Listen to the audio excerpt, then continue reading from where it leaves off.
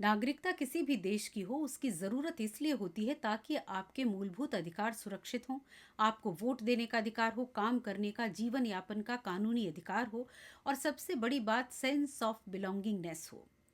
भारत में बॉम्बे हाईकोर्ट ने कुछ ही दिनों पहले एक मामले की सुनवाई के दौरान कहा था कि आधार कार्ड, पैन कार्ड या वोटर आईडी होने से कोई भारतीय नागरिक नहीं बन जाता।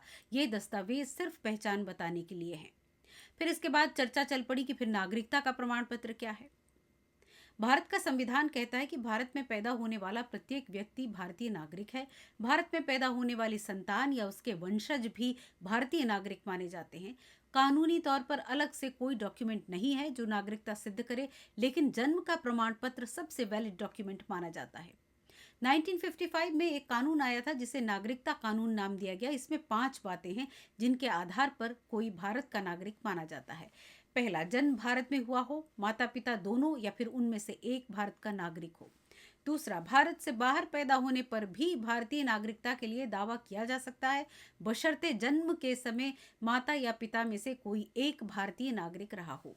तीसरा, दिसंबर 2004 के बाद भारत से बाहर जन्मा व्यक्ति वंश के आधार पर भारतीय नागरिकता का दावा तभी कर सकता है जब जन्म के 1 साल के अंदर भारतीय दूतावास में रजिस्ट्रेशन करवाया जाए। 1 साल के बाद रजिस्ट्रेशन की स्थिति में भारत सरकार की सहमति अनिवार्य होती है। चौथा, अगर विदेशी हैं तो नागरिकता कानून के सेक्शन 5 के तहत भारतीय नागरिकता के लिए रजिस्ट्रेशन करा सकते हैं। और पांचवा, देश में कई सालों से रहने वाले लोग भी भारतीय नागरिकता के लिए आवेदन कर सकते हैं।